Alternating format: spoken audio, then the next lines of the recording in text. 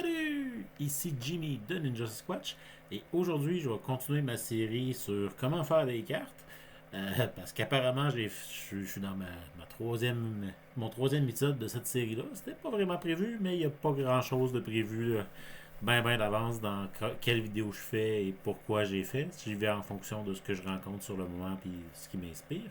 Mais là, cette fois-ci, on va traiter de l'engin du démon, les imprimantes. Ta, ta, ta. Je dis l'engin du démon parce que, sérieusement, des imprimantes, c'est la technologie qui a un peu oublié d'évoluer avec le reste des choses pour être plug and play et aller bien. Euh, dans, dans mon bureau, j'ai deux imprimantes parce que ma première imprimante, elle m'a dit: Hey, je vois pas de papier, mais il y a du papier. Ah, j'en vois pas. Je me connecte pas. Il y a rien qui marche. Ah! Fait que j'en ai racheté une autre parce que je voulais dépenser mon encre que je n'ai juste d'acheter de l'encre neuve inutilement trop cher parce que c'est ce que l'encre coûte. Puis un peu plus tard, la deuxième imprimante m'a fait la même affaire. Cette fois-là, j'ai regardé un peu plus qu'est-ce qui se passait. Apparemment, la première fois, je devais manquer d'énergie ou autre chose. Là. Normalement, je cherche un peu plus, mais ça m'a allumé que c'est peut-être juste un driver à updater, puis il est trop cave pour me dire que c'est un driver à updater. Elle me dit d'autres choses qui n'ont pas du tout rapport. Elle avait tombé aussi la première, fait que je me disais que je l'avais peut-être scrappé comme ça. Mais non, ben, à tout le moins. La première, j'ai pas réessayé, mais la deuxième, en updatant les drivers, ça a réglé le problème qui était pas pantoute ça qui m'affichait qu'elle avait. Puis ça, c'est sans compter tous les autres trucs qui arrivent au bureau qu'on voit que quand il y a un problème d'informatique, une fois sur deux, c'est une imprimante qui marche pas. Bref. Euh, Gutenberg a fait une bonne job. Après ça, ça s'est dégradé. Mais toujours est-il que c'est ça. Avoir une imprimante, c'est vraiment pratique pour ce qui est de se faire des prototypes. Parce qu'au bureau, en gros, ça revient vraiment très cher, vraiment très vite. Je sais de quoi je parle. J'en ai pas fait beaucoup, mais des fois, j'avais besoin rapidement d'avoir des cartes, puis je passais par là, puis ouh, non, c'est pas une option. Hein.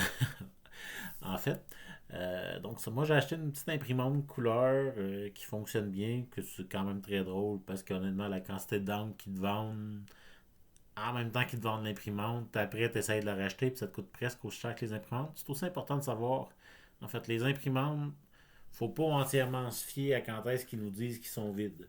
Ils sont prévus pour nous avertir d'avance pour être sûr qu'on n'ait pas de perte de qualité puis qu'on essaye de jeter des cartouches d'encre à moitié pleines. Euh, Fait que moi, j'ai run, mais là, après, c'est sûr que une manée peut avoir une perte de qualité, mais c'est vraiment pas tout de suite quand il te l'annonce. Là. Il y a du temps, puis en général, ça va très bien pendant encore un bon moment avant de se lâcher, puis là, ça paraît un peu sur tout. Mais encore là, c'est l'imprimante qui est chez vous. Normalement, c'est pas grave. Parce que ce que vous imprimez dans l'imprimante qui est chez vous, c'est des proxys, c'est des prototypes, c'est des trucs que c'est. Oui, on veut qu'ils soient quand même beaux, puis vous pouvez faire attention quand vous êtes rendu à votre version la plus finale possible, mais c'est pas ce qu'on a besoin que ce soit le plus beau non plus. Euh, et là, la semaine passée, j'étais chez un ami, puis euh, je me suis dit, j'ai telle chose à faire, à playtester, on pourrait imprimer des cartes, ça. Comment va ton imprimante? Il me dit, mon imprimante elle est en veille de manquer d'encre, mais on peut imprimer de quoi pareil. Ah, cool, ben on va la vider. T'sais, elle est pas de bonne qualité parce qu'elle est à veille de manquer d'encre. Fait que moi, ce que je peux faire, c'est je peux t'la vider, puis on va regarder ce qui se passe après. Parce que j'ai toujours de quoi imprimer. On n'a pas réussi à la vider. Non, parce qu'en fait, lui, il a une imprimante légère, noir et blanc. Puis sur son encre qu'il a acheté il y a 3 ans, puis il a quand même imprimé un certain nombre de trucs. Depuis, j'ai fait imprimer ça. de feuilles et d'autres choses, puis même une dizaine de feuilles de plus que ça, parce qu'on avait un projet, puis on l'a fait. De ce qu'il me disait, ça revenait à peu près à 90$. Fait que ça peut être vraiment intéressant de regarder, voir si vous avez encore rien d'acheter, combien ça coûterait vous acheter une imprimante comme ça, combien de feuilles vous pensez faire imprimer. Je conseille pas de faire une nouvelle batch de feuilles à chacun de vos upgrades, vos updates, mais moi je dois être rendu. En fait, je suis rendu à ma deux ou troisième, dépendant des cartes, version imprimée de mon truc. Puis à chaque fois, c'est un 105. C'est un 150$ d'encre à peu près qui passe. Donc,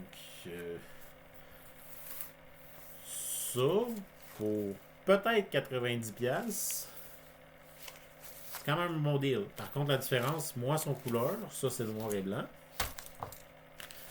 Mais honnêtement, surtout pour la première impression que je fais du jeu, noir et blanc fait vraiment plus la job que couleur parce que c'est celle qui va avoir le plus de modifications.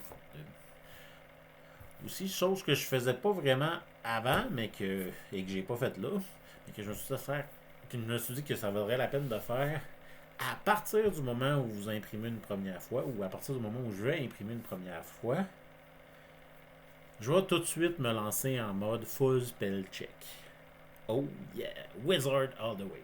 Non, vérification grammaticale et orthographique complète. Pourquoi? Même si, pourquoi pas? En fait, on va commencer par pourquoi pas. Pourquoi je ne le faisais pas avant? Je ne le faisais pas avant parce que c'est dans un certain nombre de cas du temps wasté. C'est du temps inutile. C'est des prototypes. Je vais changer plein de choses. C'est vrai. Par contre, tout ce que je ne changerai pas, en le voyant vraiment plusieurs fois, j'ai plus de chances de le corriger. Ça va rendre ma tâche de correction, que je suis là-dedans présentement, moins lourde.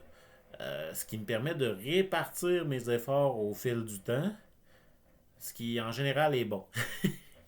Euh, donc oui, ça prend un petit peu plus d'effort faire les corrections des cartes avant de les imprimer une première fois, puis tout cet effort-là ne sera pas rentable en fait, parce qu'il y a des cartes qui vont juste potentiellement changer au complet d'ici la version finale.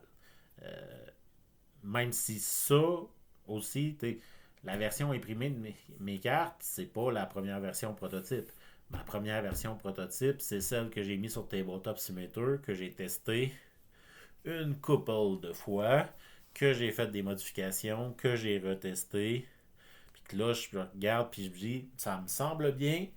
Maintenant, montrons-le au monde et voyons voir ce que ça donne. Pas juste mon opinion ou.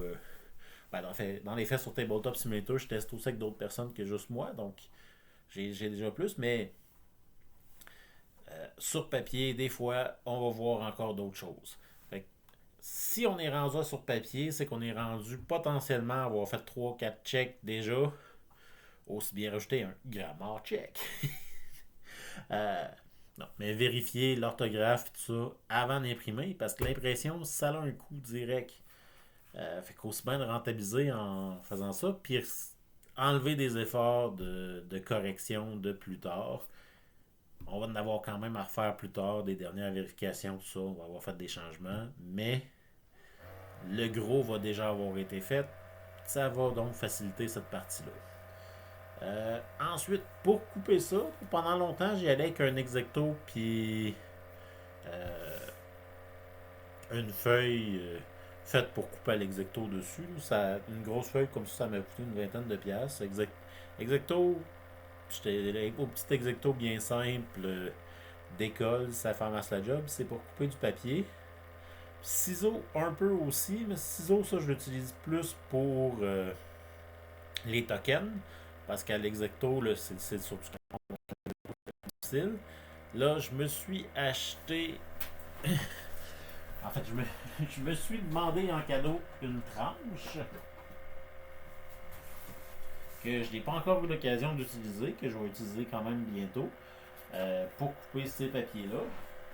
que ça risque d'augmenter franchement, de diminuer la facilité avec laquelle je vais le faire, fait que de diminuer de beaucoup le temps que ça va me prendre.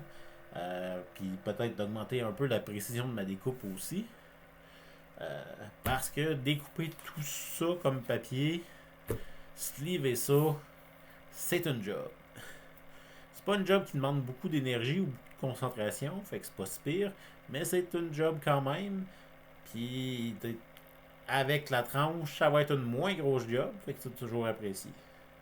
Aussi, moi j'utilise une des raisons pour lesquelles j'imprimais couleur, c'est que mon jeu est vraiment fait, Heroes Rising est vraiment fait en couleur pour augmenter la rapidité de ranger le jeu puis de sortir le jeu. Il y a un color code en fonction des codes, en fonction des couleurs de cartes. On sait visuellement tout de suite où est-ce que ça se sert.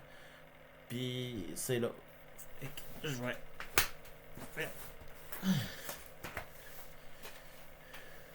Je vais compenser ça avec du coloriage. J'ai à peu près mes couleurs pareilles là que je vais pouvoir mettre dessus, que je vais faire avant de les découper, parce que comme ça sont la plupart de mes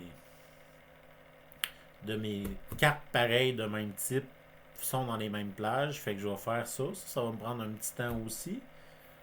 Mais ça va m'avoir économisé beaucoup d'argent sur l'impression, puis je vais quand même avoir la rentabilité en temps que je veux avoir. Fait que ça, c'est vraiment un gros gain. En fait, je regardais ça, puis je risque de payer à mon ami des cartouches d'encre pour pouvoir faire imprimer mon prochain gros jeu à playtester, parce qu'il y a aussi beaucoup de cartes dedans. En tant que tel, ça va être le Dungeon Delver qui va être rendu en version papier. Mais que j'ai fait un spell check dessus, puis que j'ai fini au moins de découper puis sleever ça. Ça presse pas tant que ça, puis qu'on ait joué aussi à toutes les maps. Bref, il y a encore un petit délai, mais c'est ça. Donc, pour une imprimante, honnêtement, moi personnellement, ce que je regarderais à moyen terme, ce serait soit avoir une imprimante. Ben, à moyen terme, là, je rajouterais peut-être une imprimante laser à mon noir et blanc à mon setup. Idéalement, ça serait potentiellement une imprimante couleur laser à mon setup. Dépendant des prix, je vais regarder qu'est-ce qu'il y en a. À court terme, je vais payer des cartouches d'encre à quelqu'un d'autre, puis je vais squatter son imprimante. Euh, Ça va lui donner un peu de vécu. Pauvre petite bête, elle se faisait négliger. Euh, mais oui, c'est ça. C'est avoir une imprimante qui permet d'imprimer en masse d'une qualité moyenne.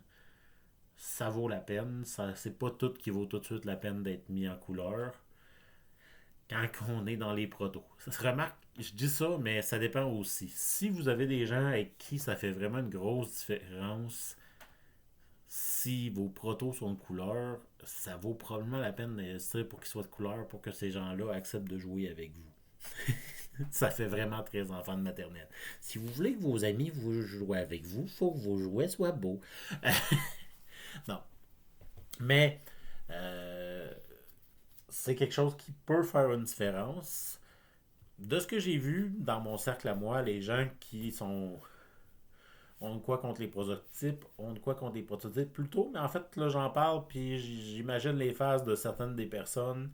Je suis pas sûr que la version coloriée, ils vont trouver ça vraiment nice, mais sont de base réticents avec les prototypes, mais ils acceptent. Il y en a des qui sont très réticents avec les prototypes, que même avec la version couleur, ça marche plus ou moins. Mais c'est de quoi considérer aussi, parce que votre prototype il est utile juste si vous arrivez à jouer. Si vous n'arrivez pas à le jouer, même si vous avez économisé de l'argent à le faire, c'est pas utile. Ça vaut la peine de mettre un peu plus d'argent pour arriver à y jouer. Moi, la personne avec laquelle je teste le plus, qui est mon ami chez qui j'étais pour imprimer, ça, il est comme moi, dans le sens que ce qu'il regarde là-dedans, c'est le gameplay, les règles, pis ça. Le reste, c'est agréable, mais ça change pas l'expérience de jeu tant que ça. Fait que lui, on a essayé initialement le premier prototype de Heroes Rising, qui était pour My Hero Academia. C'était littéralement des petits bouts de papier de 2 centimètres de haut par la largeur d'une carte, glissés dans les cartes avec ce qu'il y avait décrit dessus. Parfois un peu tout croche parce que c'est des papiers pas assez gros dans des sleeves. Puis nous, on avait beaucoup de plaisir avec ça. C'était plus le fait que ça paraissait que c'était le premier prototype que là-dessus, il y a eu des upgrades. Mais juste ça, on a joué et on a fait ouais, c'est le fun ça, on a du plaisir, ça vaut la peine d'être développé. Puis ben, c'est ce qu'on a fait. Fait que lui, pas de problème, le noir et blanc, ça va passer. Mais vous, si votre playtester principal après vous a besoin que ça soit shiny et joli, ben, oubliez ça, l'impression en noir et blanc en premier coup, ça sera pas rentable. Mais si vous avez quelqu'un qui est là juste pour le plaisir de la science des board games, ça va marcher. Sur ce, je vous souhaite une bonne fin de journée. Salut!